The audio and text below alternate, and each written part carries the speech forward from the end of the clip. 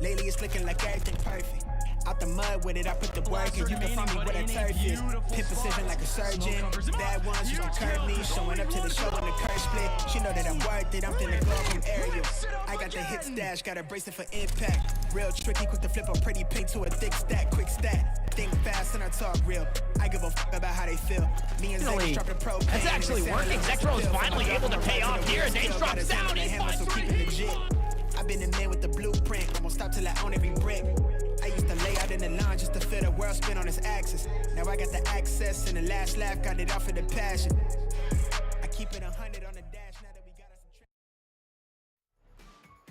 Hello, boys and girls, and welcome to another evening of Knights Arena Valorant Challengers North America. We are in our second split, which means you've had plenty of opportunities to find out about the fan zone. But if you haven't joined it yet, you can head on over to pks.gg/fanzone and get involved in the action. Not only can you get your question asked potentially in the post-game interviews, but now we've got player settings as well, so make sure you head on over there. Again, it's pks.gg/fanzone. But enough about that. We've had a lot of action this week already, but we've still got one more day of play, which means it's time to bring in our casters for the day. It's Tanner Mutro, but this time he says Tanner Mutro is dead. And we've got Dust as well joining us here on the show.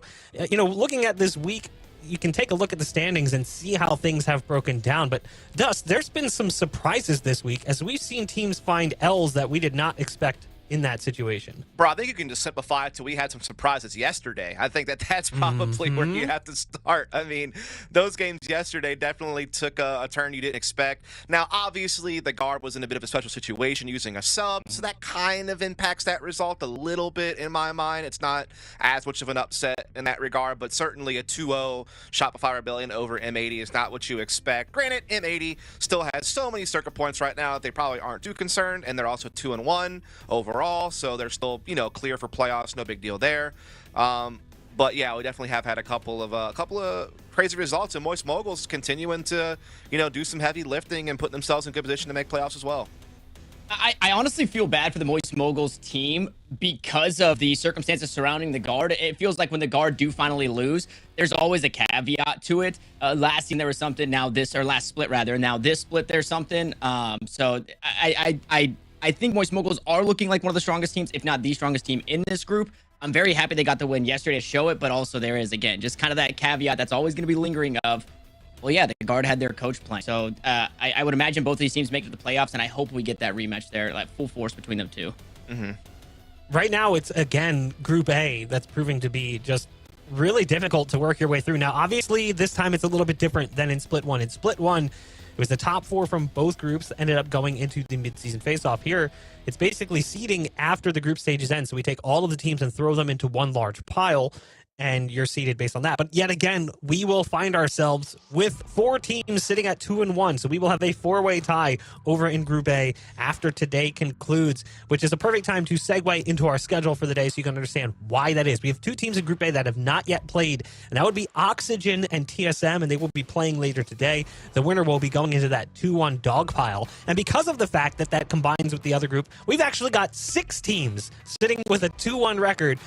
And the reason why that's important, you've got teams who desperately need the points from this split. Unlike your M80s, unlike your guards, Tanner, there are teams like Oxygen and TSM that need those points so desperately, so that dog pile is going to be difficult to climb out of. Yeah, they need the points so desperately, obviously, to secure their spot, but even more so this split because every team has leveled up immensely. Between the teams that were 0-5 last split, now coming into this one, completely different teams, right? OR Esports, a completely different team. Turtle Troop still on the rise. So yeah, nothing is secured for the teams that we would expect, right? Just because you made it to mid-season face-off does not mean that you're guaranteed to those playoffs. And looking at our first match, you mentioned teams that are completely different. These are teams that didn't really make a change, at least on the one side. G2 is the same G2 that we saw play really well at the mid-season face-off. But Dust, they are starting out this current split 0-2, looking for their first win here against Mad Lions. Yeah, that is a little bit wild to see. I mean, certainly they kind of had a little bit of a shock happen to them against OR Esports, their first game of this split, but then they also followed it up with a loss to M80 in last matchup that they played, which, to be fair, that's M80, one of the best teams in the league, and it was a series where it went all 3 maps, but I think the losses were just a lot heavier than you would have expected. You would have thought Haven and Ascent would be closer matchups at the very least.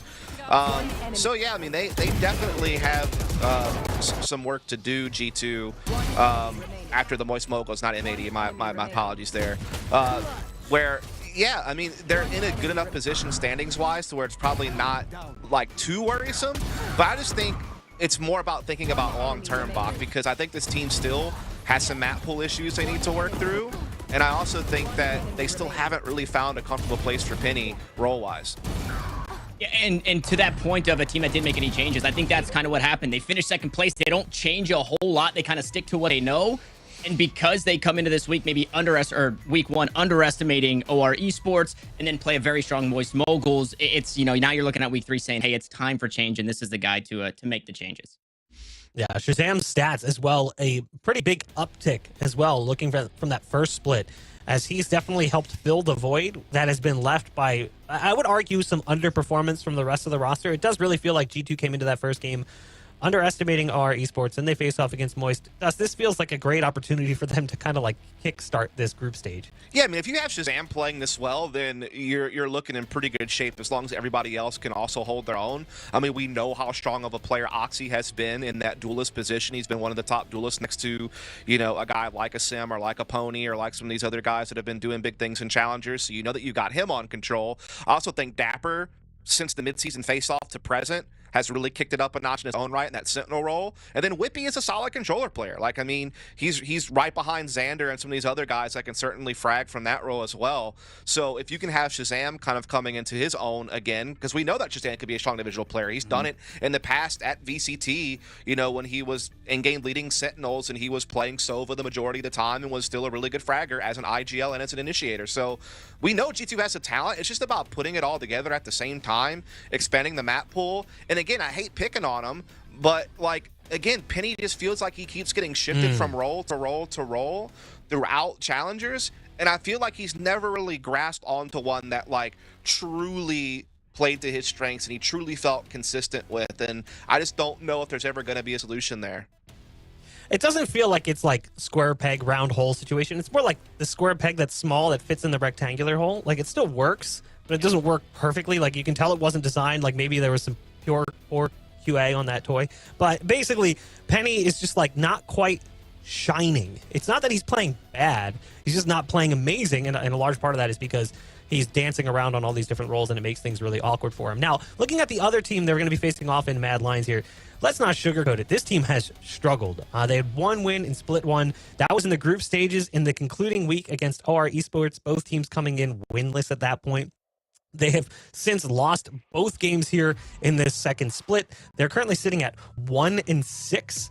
Not exactly fantastic. They have a map differential of 4-13. This is a team that is trying to find something here in this second split. And Tanner, I got to give them credit. They've looked better, I guess. Like, obviously, week 1 match, you play against Moist. Moist is on a heater. Yeah. Week 2, you know, they play against FaZe. Things are close. I mean, it's a 2-1 loss. It wasn't like they got blown out. They kept things relatively close. And here they're facing off against a G2 who lost already to OR Esports. Maybe there's some promise here for this team. Yeah, there is a world where they can kind of take advantage of this G2 squad that is a little down in the dumps. I know that they're going to be coming into this one confident, but the team for Mad Lions has looked better. The additions, I mean, ever since Narrate joined, that has been the best pickup I think anybody's had. Maybe Vanity to Shopify, you know, DSG to Yay. To put it kind of the magnitude of that pickup for this Mad Lions team, because that guy's been going absolutely insane. And now you have Bjorn and Blackheart, who are two incredibly confident players, which I think the team was probably lacking some of that. So it's super exciting to see. Unfortunately, when it looks good, but it's not working, it just means you need more time. And they're running out of it. Right here in week 8, they got to start getting it done. Yeah, they really do. Because, I mean, Narrate has been like the one silver lining on Mad Lions right now. He's actually ranked #1 in all of challengers for ADR, ACS, and KPR. So he's actually right up there, you know, with your Sim, with your Oxy, and actually topping them in some very key categories despite his team really struggling. As you know, Bach indicated, they're 1-6 as far as series goes, and while they've gotten a map here or there in some of the other series, they've never been able to really put it together for a win. And they have picked up you know, a veteran in Bior, you know, used to play for Immortals and BBG, you know, a long history of like being a solid Sentinel and controller player. Then Blackheart's kind of more of a newer name, I guess. He would played on BBG Academy and Silk Road, and then he was like a sub for Cloud9, I think, for a time. But it still hasn't translated to results yet. And they don't have a whole lot of time to get those results. I mean, they're basically bottom in the barrel right now. And I'll be honest with you, even if they win out, they still might not make playoffs. But at the very least, they have to do just that to at least have a chance, to at least have some type of hope. And we just haven't really seen anything to indicate that they're going to be able to do it. Well, there is also the world where they're playing a bit of spoiler, too. I mean, there's, you know, they win out. Maybe they keep some other teams. Maybe they stop a couple other players from punching their tickets into the playoffs. But the pressure is certainly on for them, and we had a chance to talk to them and their competition. Let's take a look.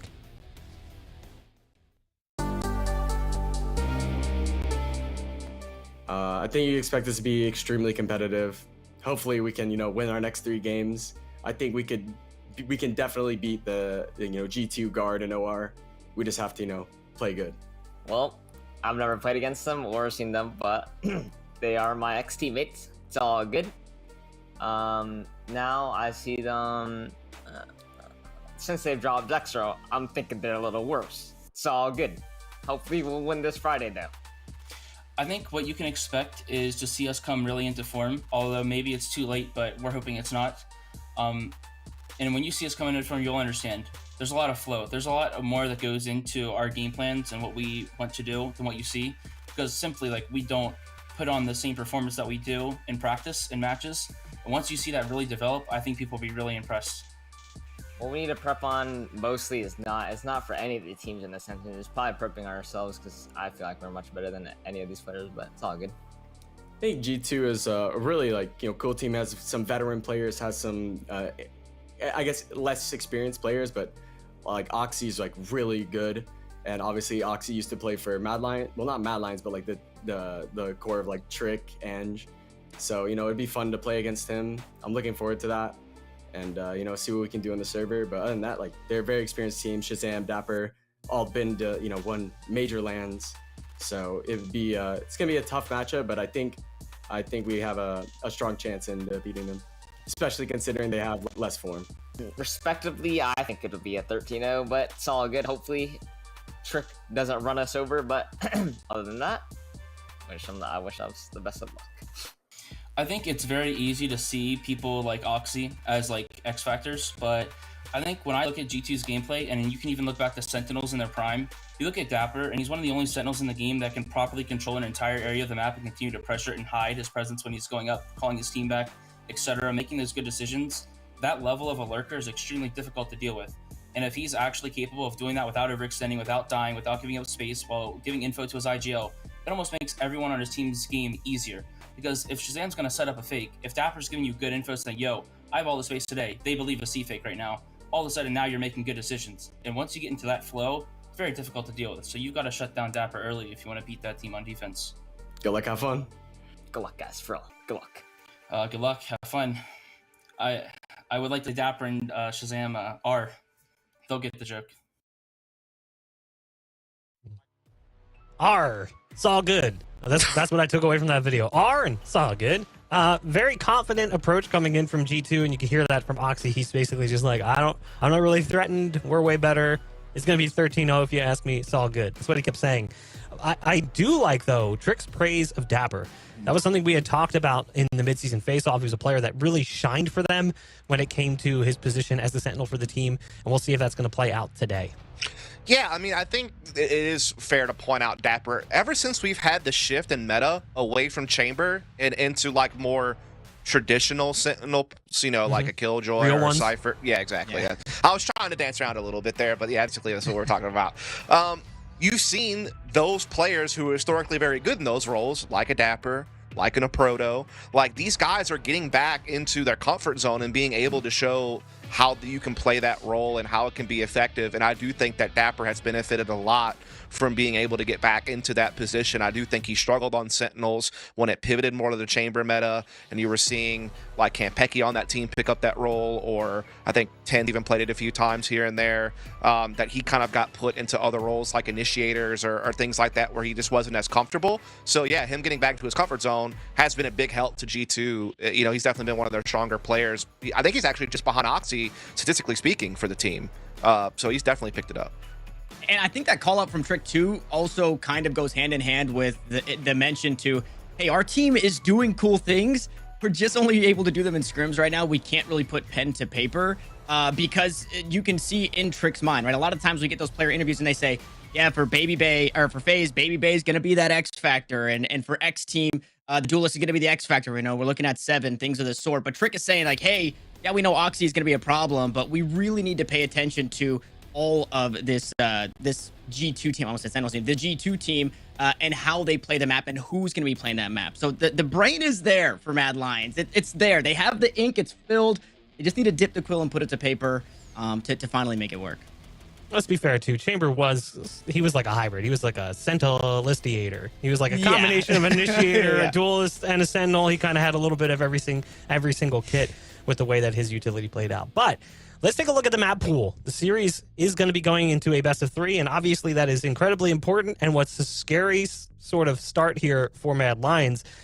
We kick things off on Split, and this one is, I think you just summed it up there. There was like the Peter Griffin hitting his shin on the curb sound effect. Just that's brutal that they have the ban of Haven come in because they're afraid to play that map for their own pool, which means they have to play Split, which we've seen G2 play really well, Dust. Oh, yeah. I mean, they're 6-1 on the map. The only loss they have is to Oxygen, which is just due to them having like a kind of a poor attacking side in the first half on one of their mid-season face-off matches. But outside of that, they have an 86% win rate on the map. They are near 70% win rate defensively. They're near 65% on the attack.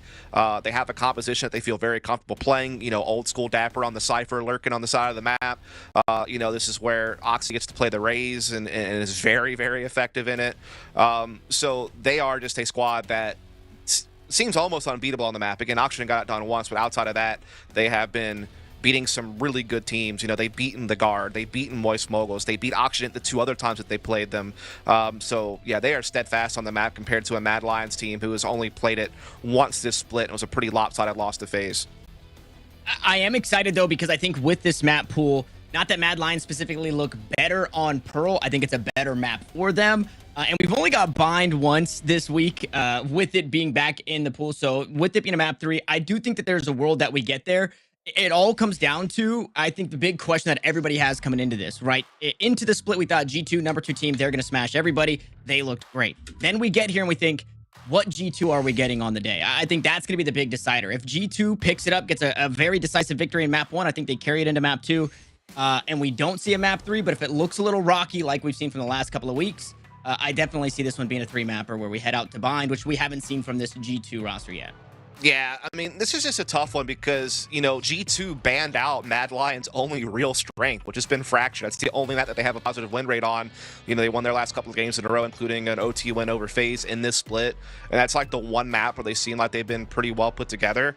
Going into Pearl, they're 0-4. And, I mean, they haven't even really been that competitive outside of the match against FaZe. Like, they were nowhere near double digits against anyone else that they played. Now, granted, one of those matches was M80, who is, you know, a cream of the crop team, but their other losses are to teams like the Skies No, our Esports from Split 1, who were both pretty weak teams in the first split, if we're being honest. Obviously, OR Esports has kind of kicked it up a notch since then, this split, but yeah, it's tough for me to see how it gets to a third map if G2 are playing their normal game. Now, if they're still a little bit out of it after their 2 losses, maybe you see Mad Lions somehow sneak something in there and force a third map, but I just can't see it the way that this pool is played out. It's all about progress, Dust. 13-5, then 13-6, then 13-8, then 13-10. They're inching towards a successful map here on Pearl. Maybe today will be the time they find their win. Maybe it'll just go to OT and N2O, the classic NA bait. We're going to go ahead and throw things to a break, and when we come back, we'll be jumping into map number 1. Stay tuned. And welcome back to the Knights Arena Valorant Challengers North America, where we say goodbye to Bach and we get things all situated during our break. My name is still Tanner Metro. I am still joined by Dustin. I will surely say, as the dust settles, that will happen throughout the day. What I want to say is this. What I do want to say is this. I love when it's not just you, by the way. I'm not picking on you, I swear. But no, it's everybody who does but that. But when someone comes into an intro and they're like, "I'm still X," as if we ever assumed you would have transformed to a different human being between the break and. I mean, I guess, but like, who knows? I just always found that an interesting way to say it. Like, I'm still me. Like, just so you guys know. True. It's more, at least for me, it's more. I now have to fill this hosting role. So I'm Tanner Metro. I'm still here, but I'm doing something different, but I'm still going to be Tanner Metro, right? I'm still going to be your play-by-play caster today, but, you know, although Bach has left, Dustin and I are still, we're going to do our jobs on top of, you know, now having to fill this short moment of hosting and now a short moment of agent select as everybody gets locked in. Yep, and G2, of course, using the same composition they have used all 7 games they've played on this map so far. It's one of those, if it's not broke, don't fix it situations for them. Over on the Mad Lion side of things, they are going for the double controller again. They had done this with Viper and Harbor once in their loss to OR Esports, but now they're going with the Viper Astra, so a slight tweak on the double controller comp, but yeah, we'll have to see how it plays out. They're also going for double duelist. This, I believe, is the first time they've ever done that. They've played Jet solo the last 3 games, and they had a solo Raze duelist. So maybe a little bit of little flash and dash with some Astra Sky utility to support it. I'm down. Yeah, I'm here for it. I think it was played recently, and unfortunately, not to call him out, but Trick had a pretty rough game on it. So obviously we know that he means a lot for the team in calling these shots. Obviously being that second duelist, we expect high performances here, and we'll see how he works hand in hand with Narrate as both players are up towards mid. Blackheart in tow, and a player on the inside. Are they expecting this? No noise. We've seen this play previously too, right? Slam through vents, maybe look to double back, but fortunately G2 have the read. Yeah, I mean, I like the mid-pressure early from Mad Lions. It forces the defense to respect the threat of a B-Heaven attack or a Vents attack, and it kind of loosens up the defense on the periphery, which can kind of help you get into a site through main. And that's exactly what Mad Lions have done here. By pressuring middle, they're making them respect B-Heaven more, and it's allowing them to have a better chance of getting out through B-Main. Now, there is going to be a trap wire there, as well as a cam, so they can quickly pivot defensively to handle this, no problem. Found. Cage triggered. Paint shells, looking a whole lot out towards this side of dash on with the trap wire, so information and now audible compromise here for Mad Lions. They've got this B site, they've done so successfully, but G2, this seems like exactly what they wanted, right? They wanted to try and play retake 5 players alive. Well, they knew it was a possibility, right? That's what, you know, doubling up on B-Heaven the way where they knew that this might come down to this, and so I'm sure they had something prepared. As the actually falls over Harry, so they don't detect him underneath Heaven, but they still trade him. Yeah, it takes a few too many bullets to find that first kill, so he couldn't find the second. Fortunately, one enemy remaining. We're narrating the rest of the squad. I mean, everybody doing their part here in this one. They stay and fight on the site. Nobody off of it. Mad Lions find themselves 3 players lead here in the pistol round. Shazam, though, making it hurt on the way back in. But Bjor will close the book here in this one, and the pistol belongs to Mad Lions. That could have been a nightmare. I'm just letting you know that there was a nightmare brewing. Because if Shazam gets that 3rd frag and gets into a 1 versus 1, all of a sudden you start to really start scratching your head and wonder what the heck's going on. But nonetheless, it didn't come down to that. Mad Lions, again, good little pistol strat, threatening mid early, kind of softening up the B side. Getting it and defending the retake was the biggest thing they had to do, and they did so very well. Again, that boombot flying over the player in Hell was really the thing that kind of hurt G2, but obviously not necessarily their fault. As they come into this with a little bit of a purchase, but not too heavy of an investment. So should be looking at a 2-0. Should being the keyword. Yeah, very keyword. Yeah, should. We have seen crazier things. I look at Oxy with the Sheriff, but also the paint shells and think really anything is still possible for G2. G2 is one of those teams that is one of the more dangerous teams in rounds like this, actually, statistically speaking even. They're pretty good at like the low mix buys. And they have a couple of guys on this team who are very good with chairs. Dapper actually being one of them, so I'm surprised to see him with the shorty, but I guess with the position that he plays, there's a good chance maybe to get that close range frag on that first person through mailroom.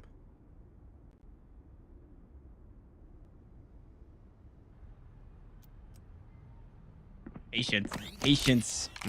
Really from Mad Lions out towards mid. G2 getting a little antsy, so they'll rotate their stack over towards this B side. It's going to be all 5 defenders here, and Oh boy. This is another one of those things where this is what you need to happen for anything to happen. Dapper inside the cam will find the kill some way, somehow. Blackheart there to trade it back. Paint shells, of course, everybody away from G2. Meanwhile, Ainge out towards the A site. Doesn't know of all the safety that's here. Doesn't know it's too secure, 30 but seconds left. it's a pretty good idea. Yeah, they're clearing it out pretty nicely. There was no one on site for G2. The closest is Oxy. Up close, it screens. He catches Trick midair right in the face off a satchel. This forces Mad Lions to pivot the spike back to B. And there's actually 3 G2 defenders very close, including Penny with the Stinger. This is dangerous. Yeah, it is, but Ainge from lurking out towards A makes his way up into B. Heaven will eventually be dealt with, but still a winnable situation here. G2 weapons in hand. Blackheart not the healthiest member on the team. One enemy I believe the remaining. Trailblazer may have spotted somebody up top as Oxy comes through, stunned up. That will subside, but when you're asking a whole lot here, and they've got a good crossfire, able to play off of Bjor's contact, but Bjor's the one to get it done, and Mad Lions eventually secure this second round. Yeah, Shazam just didn't check that top balcony position. Obviously, you can't blame him. You're pressed for time. You have to kind of pick and choose where you spot as you're walking into sight and try to set up this 2v2 retake, but in the end, not picking up on Bjor's position leads to a dub there for Mad Lions, but certainly a more stressful one than I'm sure that they were hoping for. And you can see the repercussions. They're having to go with a couple of shares, a Bulldog and a Bucky on their quote-unquote bonus round. Yeah. It's not much of a bonus round, bro. You're way behind. Yeah, it definitely doesn't feel great. Trick, though, trying to close the gap a little bit. Trapwire just on the other side. Shots through, expecting something inside the smoke. Trade the util back and forth, and as the dust settles, it's... Oh, yeah, go ahead. I think that only while underneath the strap wire, when you hit crouch, it should look like you're doing the limbo. Riot, get on it. Okay, I like that. Nice little... Only for those interactions. A normal crouch otherwise. Yeah, nice little animation change there. That'd be interesting. As we get One enemy remaining. the site set now on this B side. It didn't work out towards A. Trick couldn't get a whole lot done. The rest of the team looking to pick up the pieces across the map, but unable to do so. So that lesser buy looked like a lesser buy for Mad Lions, and G2 will secure their first round. Yeah, they do so pretty efficiently. They lose only 2 players, so they're able to replenish the rifles and still have 5 men pretty much fully decked out here. No alts have been built up just yet for either side, though Oxy and Shazam are getting very close. Same could be said for Blackheart. This will be the first real test for Mad Lions with this new composition on an attacking side that they have often struggled on. Again, 0-4 on split coming into this matchup against a G2 team who's been very powerful on this map throughout really the whole Challenger season this year.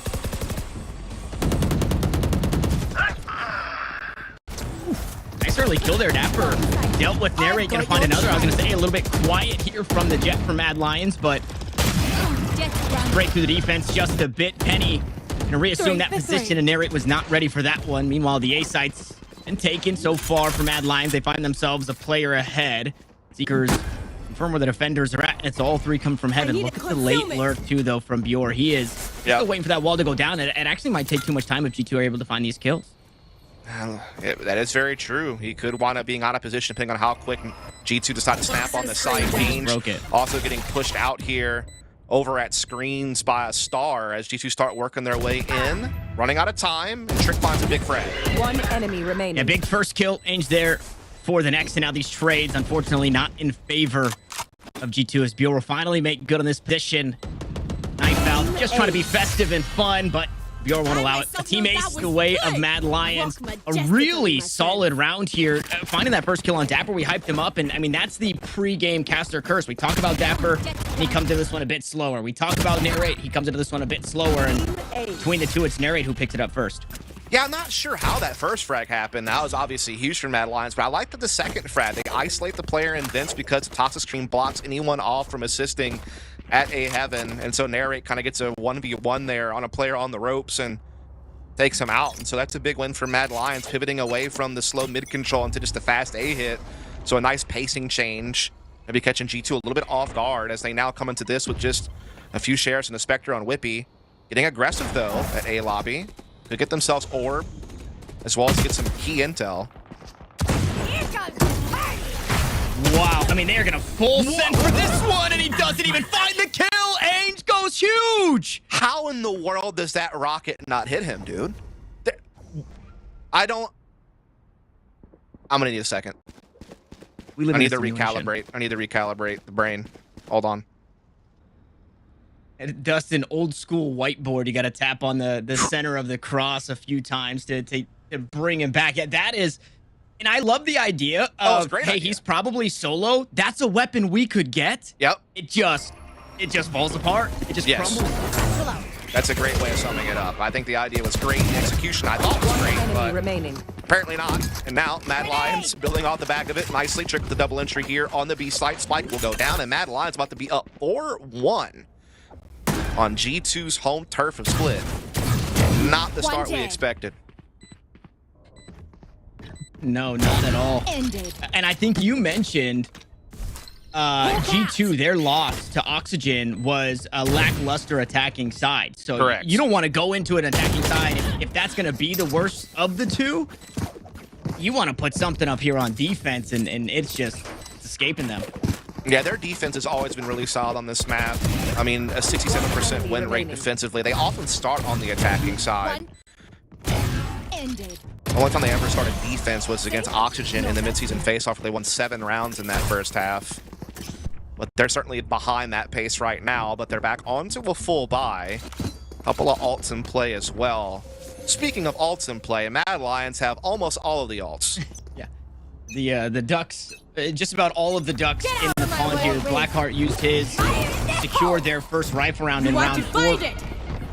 That being the Seekers. Trick going to use his early in this one to try and take control of B Heaven. After this utility subsides, they'll be able to do so, but Dapper's still holding it down backside. Trapwire dealt with. Narrate going to come through now. Flashes are there. Dapper's still alive. Eventually the trade comes through, but quick on the retake here is Oxy as he works his way back into the site. Finds the first, tries to spray down the next, but Trick too good for it. Whippy on the backstab. No way. Viper's Pit used here. Ainge maybe left on an island, but he does not get sprayed down, and Whippy has found himself last one standing again with no money in the back pocket. Pit to work through. Yeah, it's not looking too good for Whippy. He does have 1 star available, so you can maybe use that to try to isolate something, but he's going into the abyss right now. Gets the first frag, but Ainge quick to retaliate. Mad Lions up 5-1. Really nice strat there from them. I mean, they used a showstopper to basically push everyone back on B Heaven in the middle, which puts them behind the Cosmic Divide, which puts the site defense in a tough spot. And while Oxy does get a nice frag, and there's a pretty quick trade onto Trick, Mad Lions able to get that Viper's Pit down, work themselves into a 2-on-1 post plant, and ultimately come out on top.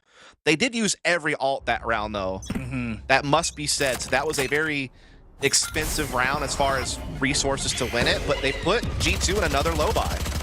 Yeah, using the ults, that's always something at the end of every round. You think about, okay, a team won or a team lost, but what was the damage like? What was the, what did they have to expend? What did that round cost? And I think that's worth for Mad Lions, right? Because it resets the economy for G2. Yep. You're going to stack up 5 more ult orbs, presumably, in this round. And you're going to keep this. You know how the memes on Twitter have been going around of people saying, like, no man has all 3 or no woman has all 3. No team really has all 3, right? Micro, macro, and confidence. And right now, you only need 2 if you're Mad Lions. You've got the micro play in your individual players. The macro is still something you're working on, but 5-1 against G2 on their map pick, a very good map for them. You have to think confidence through the roof right now. Yeah, this is the 3rd round they've put G2 on a mixed buy, or, just an overall less than rifle buy. And that's a lot, considering we've only played 6 rounds. As Trick trying to get something going, flies past it. Huge entries from Trick there. Whippy gets 1 back, and now Dapper in the mix as well up close. 30 seconds but left. Now they're about to learn, the jig's up. Spike's on the other side of the map. Spike planted. Yeah, and they've worked towards that Blackheart ultimate again, so they'll know where this defense is coming from should they use those Seekers. They do have to be wary, though. 2 weapons available now. 2 Vandals picked up by G2, so possibilities as 2 Jellies. Well, I guess all 3 Jellies probably headed up into Heaven to reveal where these players are coming from. And Ainge is disconnected from the play. He's got the lineups. Yep. Lineup Larry over there looking to lock down the round with the snake bites. Even if G2 can find frags and get on site, trying to battle those are going to be very difficult, especially with the decay of the poison ore being added to it. And that's probably all she wrote. Wow. Last player What a flick standing. there. They go hunting for Ainge. One Can't quite enemy find him. remaining. Stem with the first one. Clutch. Now Dapper gonna try and walk away from it. And my God, the guy just does it all himself. The clutch for Ainge. Yeah, I mean, Mad Lions, this is the strongest start they've probably ever had in a match all challengers long, even dating back to week 1 of Split 1. Obviously, the first split was a difficult one for them, going 1-4 and basically near dead last. Didn't make the mid-season face-off because of that. They come into this split, they make 2 roster changes. They start 0-2. It's looking grim yet again. But now here on Split, G2's home turf, they are off to a ferocious start on this attacking side, forcing a timeout at G2 early. I mean, everyone's just popping off. I mean, Narrate, the #1 player in the league, basically, statistically speaking, has not even really been required. It's the other crazy part about it. It's been Trick with the Raze and Ainge on the controller that has just been blasting through G2's defense. Yeah, this is, I mean, I don't know if Doctor Strange saw this universe. He might have skipped over this universe, saying that is definitely not a real universe. I'm gonna sneak past that one in terms of outcomes that were possible. And another round where it's been fine for Mad Lions in taking the deaths that they've been taking. They're able to reinvest every single round completely, right? Full utility, full shields. They're not running the light shield strats. Meanwhile, G2, they come out of this timeout and I mean, the pressure is on again. Resurrection available, sure, but you don't win this one and you're reset once more. Yeah, G2 needs to start putting some rounds on the board because they have been known to be able to put those 8 to 10 rounds together on the attacking side of this map. But they need to at least put themselves in striking position defensively to have that chance. You can't go worse than like 5-7 in my opinion, or 4-8 this half of your G2 if you want to have a chance to pull it back in. Meanwhile, if you're Mad Lions, keep doing what you're doing. This double duelist composition, they've been able to take a lot of map control very early. They're converting on it nicely. They don't really have to change out too much at all here, although they did lose one of their big controllers on the speed split. A good start from G2. They go hunting for the player that should be solo, but Trick still manages to do it. Opens up the B site when the defender's gone. 2 more here to worry about as Dapper hits around the pillar. A little disconnected inside B main is the rest of this Mad Lions roster, and because of that, players are starting to die here on the site. Trick still alive, though, still finding frags for himself. Blackheart, I'm going to back away from this B site and look to link up with the Rays, but wow, connected are both of these players here. Trick's done such a great job, though, penetrating the back lines of the defense. He caught a big player in B Heaven. Now he's slowing down the back halls rotation, allowing for the spike carrier to make its way onto A site. So they're still going to have a chance at this. Trick's going to get healed up as well. It's a 2v3, but it's still very doable. Spike planted. As he gets spotted. Wall bangable here. Shazam gives up the angle. 2 more just around the corner. Cam is up. But they have the re, but they don't quite have the kills. 3 for Trick, 1 in response for Dapper. Now it's all up to Blackheart. One enemy Who sits on a remaining. flash, has the backstab now in a 1v1. I mean, you couldn't ask for anything better. Flashed up is Shazam. We'll trade back for another. Halfway, the spike will go. Will Shazam look to stick it all the way? Yeah, he's going to do just that. Blackheart won't call the bluff because he's not bluffing. G2 find a way to get it done. Yeah, I mean, that spike was just planted in a really bad position for Blackheart to be playing post-plant from a heaven flank or a screens type position. Yeah, I mean, granted, it made sense for him to flank heaven to try to get that kill back on Dapper after Trick goes down, but then you got to think about the long term, and just that plant was not really ideal for what he was trying to do. So G2 will grab one back. They keep the full buy going, though there is a few Spectres and a Bulldog involved. They do have a slight alt advantage here with the res. Those showstoppers are in play here.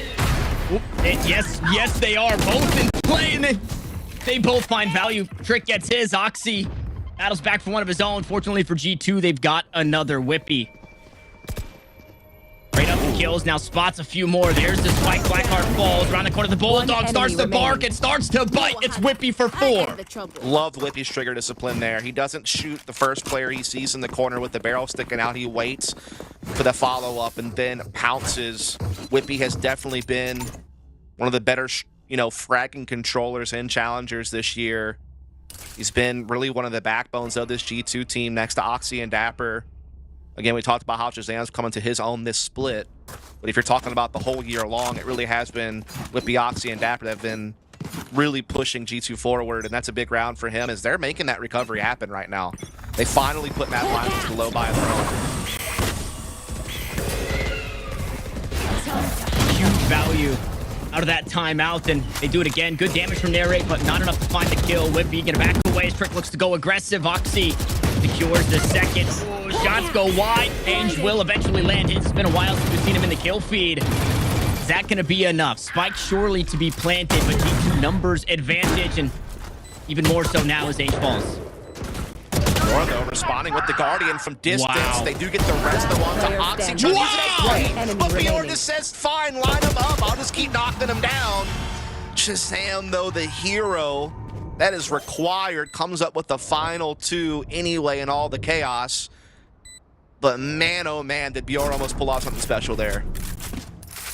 Wow. I mean, yeah, very bold to pull out the classic. I know that anything is possible, but it would have had to have been perfect after finding those 4. But, I mean, talk about making a hurt. Economy has been a problem at this point in the game now for both of these teams. And G2 don't get to hang on to anything there except for Shazam's rifle. Yeah, it is definitely a tough one, but at least they're able to replenish around it. It's a Bulldog for Whippy, sure, but again, they maintain alt advantage going into this round. A full buy for Mad Lions. Up, though, this is their last chance to kind of make sure that they walk away with a lead this half. They're concussed. How do you curve the dog like that? I don't feel like the dog jumped at Narrate, and it still landed. I don't know.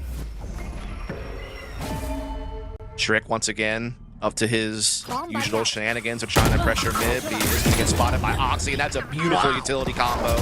Oxy getting a frag and all there was pretty nuts. I've got your I think Trick getting a little crazy was pretty nuts. As we go Cosmic Divide for Cosmic Divide. Flash around the corner. Will catch his teammate, unfortunately, as Bjorn only going to bring up the rear, expecting to push through. Shazam couldn't find the shot, so Bjorn will punish him for it. Neural Theft comes through. Both defenders should have information, but is that going to be enough? 2v4, Ainge on the backstab, Dap now the last one standing, and he's got so much to get done. The double swing comes out, and Bjorn will have himself around here. Attempts picked up for Mad Lion. And kind of an equal trade in B Heaven opens the floodgates for a B attack from the rest of Mad Lions when they come out on top of the Cosmic Divide as kind of a reinforcing wall to get them safe passage. I do kind of wish Shazam would have held back a little bit, like here, and kind of just waited for his teammates so they could just try to play a retake that way with the Neural Theft, but I understand that he knew his team was a man down. He felt like he maybe needed to make a play to get him back into it. As it stands, though, we're going to go into the final round of the half with G2 on once again a mixed spot. This is like their 4th round like this half. Trick's got himself a judge here. We saw a Bucky earlier. We get the judge now. Narrate to look to make this round hurt using just the knives for now. Shorty in hand, not going to find too much. Dapper can't make good on his utility.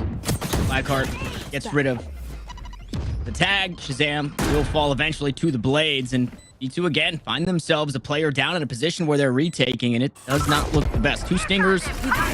Shorty, now a showstopper to come on through. Ainge tried to sneak away, couldn't do so. Dapper there on the trade, but the knives are back to Narrate. Picks up 2 for the round. Thought he found an upgrade, not quite what he was hoping for. Now it's all up to the stingers here. G2 looking for a 5th round, working against so much. Shorty in hand, dash available. Both players around the corner. First one's gone. Make it to Narrate for 4. Mad Lions for 8. And Narrate may have had a quiet half to begin with, but finishes with some flair. A huge quad kill there from Narrate. Actually doubles his frags for the entire match in one critical moment. And I mean, it was a big one because that was a chance for G2 to make it a 5-7 half, which would still be, you know, somewhat respectable considering how things started. It would have given them maybe a chance to poke and prod on their attacking side and get back into this. But as it stands, Mad Lions take the half 8-4. This is definitely the most favorable position they've ever found themselves on this map, considering they only got 4 attacking rounds against FaZe last week. They've doubled that number, and they've done it up against, I mean, arguably the best split team in Challengers. And now we are technically paused before we start the next half. It happens.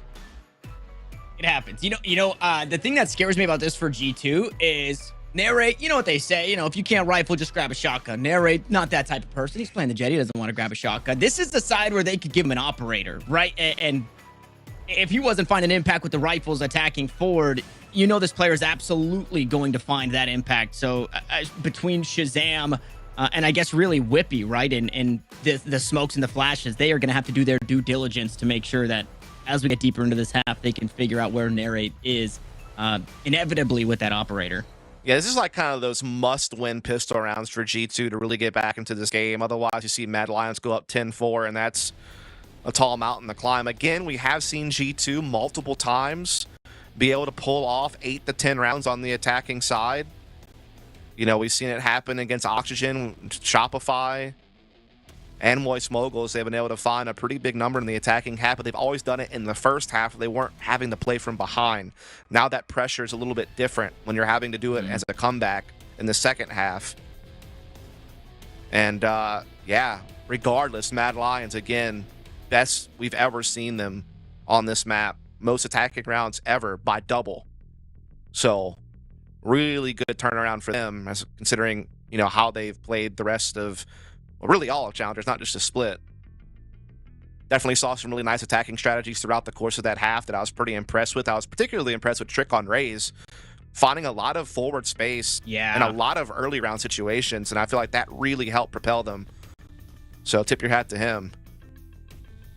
It started with, being one half of the double dive and then eventually evolved into Trick really just doing his own thing, just feeling it, right? When he walks up into beat heaven all by himself, tanks a blast pack and a boombot right in his face, but still manages to make sure that he gets his one. And he had a couple of big moments attacking mid and B heaven, setting up rounds, that's for sure. Happened multiple times throughout the course of the half. As we should be making our transition back to game here soon again. This is a very important pistol for G2. I mean, again, they've already had a slow start to the split, losing their opening 2 matches against OR Esports and Moist Moguls. Granted, they're in a pretty good position in the standings regardless to make playoffs, but you still want to, show some strength. I mean, they were the number 2 team for the mid-season face-off, and this is just not what you expect from them on this map in particular. So we'll see if they can turn it around, or if Mad Lions can continue to impress us and pull off what would be a pretty crazy upset. Well, I'm really struggling to figure out, what did Narrate buy for 800 credits with just a shorty and a cloud? Must have grabbed something else for the team. Well, okay, and the shorty's getting the reinvestment right there. Ainge there to back him up. One enemy remaining. Get the shorty out of this guy's hands. That's tough. That is tough. You just ran straight into the blender. Flawless. Wow. We talked about importance, and that hurts for G2. That's tough. But also, somebody tweeted at me how he spent 800 credits only buying a shorty and a cloudburst. What else did he buy? What did he buy for Steam? He didn't have shield. I don't know. I think that's less important than the rest of what happened there. Well, I mean, the shorty came to fruition. 5 shorty kills, mind you, in the last 2 rounds for Narrate. Closed out the last round of the half, started the next round, is, however, investing into this one, right? We're not seeing him save for quite possibly an operator round 3. Buying that Bulldog, full utility, full shields. This is full potency. Mad Lions. Meanwhile, on the other side, it's Sheriffs for the majority of G2, and one of them already gone. Okay, Ainge standing firm with the Spectre at mid, takes a headshot there onto Oxy to take him off the board. Shazam getting eaten up by utility and finished off in the end there by Trick. G2 didn't really have much going into this round, obviously, and they were kind of disjointed along the way as well. And so it's just easy pickings. One enemy remaining. Spike down mid. Flawless. Yeah, there you go. Flawless round 2. Feels great for Mad Lions, hurts even more for G2. And if we thought that pistol round was important, this is where you got to whip it on, right? A small reinvestment into that second round with Sheriffs means the majority of the team just on light shields. Those Spectres are feeling that much more potent now in the hands of the defenders. This is wild, man.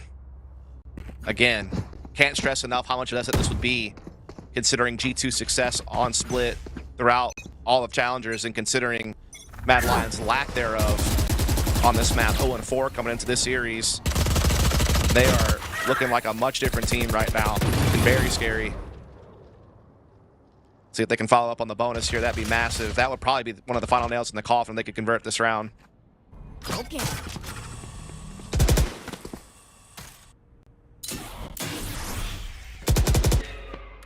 And look at the aggression, much like we saw from G2, right? Hunting for who could be this solo player out towards A. A lot of the times, Trick even mentioned it. Dapper is going to be a problem if we let him play around the map. And I was going to mention, you know, on this attacking side, Dapper's going to feel so confident. That's just what he does. He just takes space. He pops a cage. He walks through, finds kills, but it's just completely unavailable. It's not an option for him this time around. Grenade! Trick trying to get something going there with the paint shell. Saps up to the balcony as well, trying to get up and close here with the Spectre. That time, not quite getting what he wanted out the Satchel. Oxy taking some good space here. So opening up a nice B-split for G2 to fight back against the bonus of the opposition. Only one player still here, that's Bior, and does grab one, but Whippy quick to trade it. Very efficient. Should be it. Yeah, Dapper, not even really a one-way wall. Everybody could see everybody. That wall maybe needs some revision there. A weapon now picked up from Narrated. Again, ended hot, started hot. Can he keep it going here? Flashes out, all three drop down. Oxy, you're on the site working hand in hand with Penny. Whippy on the cross. Penny gonna find the first. Now down to 2 here for Mad Lions. G2 gonna grab their first attacking round. Ainge can't quite find the kill. Neither can Blackheart and G2 have done it. They hang on here, and the comeback starts now. Out there maintaining 3 rifles, but it should be a follow-up full buy here from Mad Lions, including the operator from Narrate. And he's only 1 away from Bladestorm as well to make some big plays happen. And so this is going to be a big test for G2's attacking half. How do you work around this operator from Narrate? You got Dapper still on a Spectre, so it's not even quite a full rifle round. Obviously, ults are far off. So it's just going to come down to their base attacking play, which usually for them is they like to play at default. They just play them in control, play Dapper lurking A. You know, make sure that you deny B main from the defense. Keep it as an option for mid to late round. And so this is pretty standard from G2. Nothing really, you know, leaping off the page. Dapper pulls off that lurk early, though. Oh, man. That is and Narrate, I mean, has a red carpet laid for him to get out. Dashes through, the wall goes up. No chance to run him down. Makes it out. Operator still in hand. Knives available as well. You're expecting something out towards mid, and it was that Dapper who gave up on the lurk out towards A early in this round. Tried to make good on it out towards mid, and unfortunately that falls short as well. Yeah, they needed that Friday. That would have got him back into a 4-on-4 and would have created that danger to split up the defense. As it stands, though, it's going to be a 5-on-3. They can keep a firm B defense in place. They still have a pretty well handled, and now from bad to worse here for G2 as Bior finds another. And now it's just Whippy and Penny with Spike and little time left. And again, Blackheart still playing on site. Still has support here from Trick. 30 seconds left. 1 enemy remaining. I was going to say, a direct 2v2 here. How much do you walk away with if you're G2 and you do eventually get that site? Not even the case, so. Nope. And he goes down. Whippy all on his lonesome. No time, no teammates, no Spike. 10 seconds left. And maybe even no rifle here. No chance to save. Another flawless round from Mad Lions. They put an 11th on the board. Yeah, they're looking to run towards the finish line here, Tanner. I mean, they are not letting up. They are just outclassing G2. Again, they had great tactics on the attacking side, and they're also just out-brawling G2 in some of these early skirmishes. It's very rare we've seen G2 just have like a clean win when it comes to dueling. Like, almost every frag's been met by another from Mad Lions. It's never been easy for G2. I mean, the only person even neutral is Oxy. Everyone else way negative.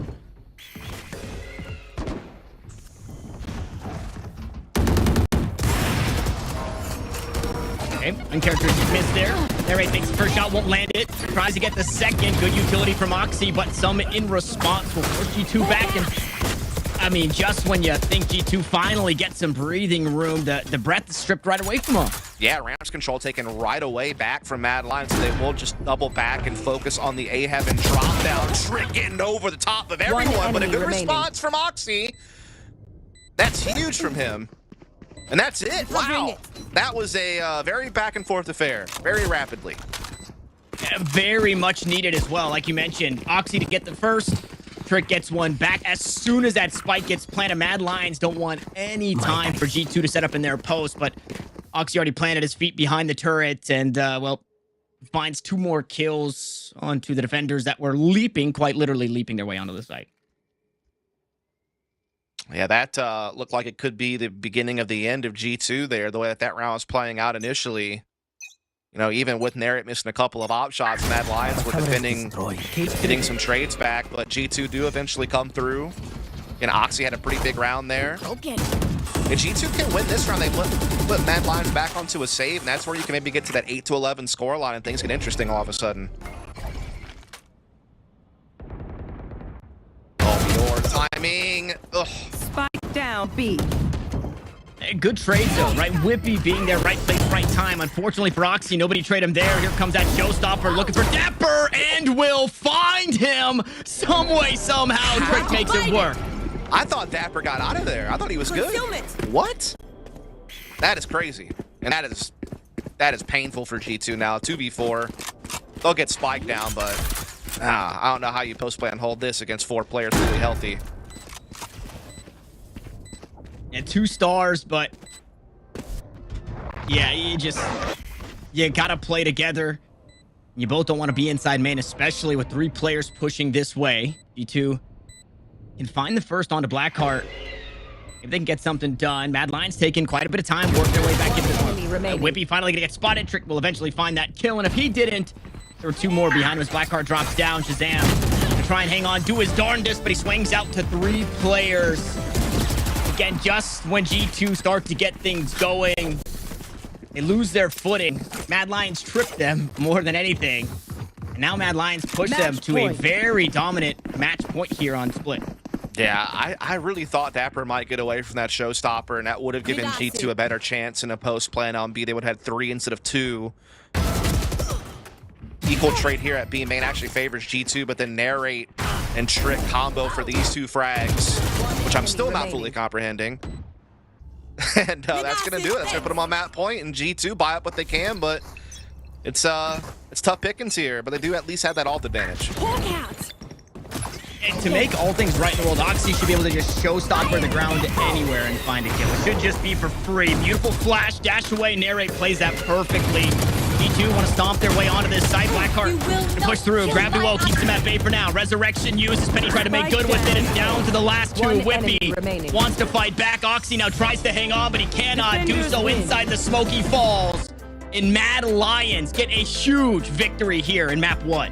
Yeah, that was impressive. Particularly their attacking side. I was really impressed with, you know, how they were taking map control early, how coordinated they were on their side splits, how they were able to use this double duelist composition and play an aggressive playstyle that wasn't necessarily like a loose cannon playstyle. It was very coordinated. You know, it was very much, you know, at times, particularly in the late half, Trick playing with nice intuition to kind of cut off back calls and set up, you know, pivots. And man, it was just a much more powerful Mad Lions team than we've ever seen at any point in time throughout Challengers this year. And it comes against, again, the kings of Split. Like, I can't stress that enough.